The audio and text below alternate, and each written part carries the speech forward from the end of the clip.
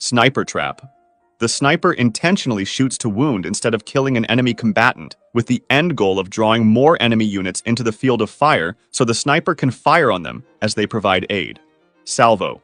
This technique's goal is to surprise the enemy and defeat him as quickly as possible to avoid his response. It's done by shooting the first shot with every cannon at the same time, and it's particularly good in water combat between ships because it also helps with setting the firing range since multiple splashes are more visible than a single one. It was mostly practiced during World War I and World War II since cruise missiles are now more commonly used. Hull down position.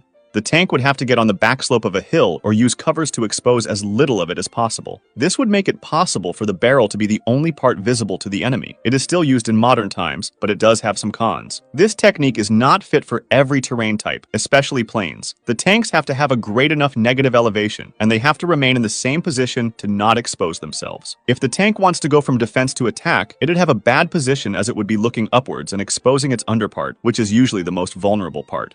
Creeping barrage.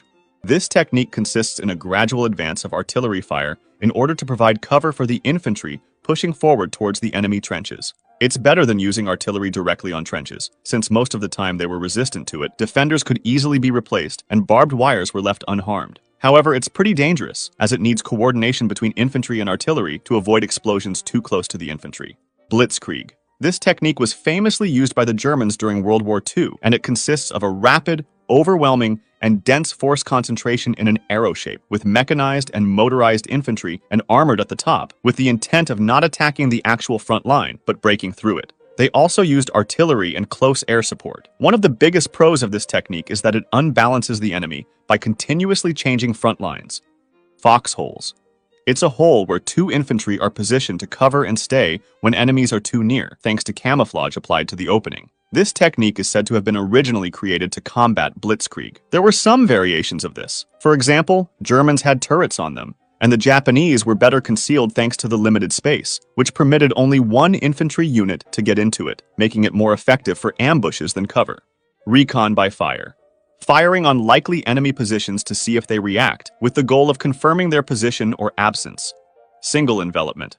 One decoy division attacks the front, while another one goes into the enemy's back from the sides and stops his reinforcements, communications, or shoots them from the back.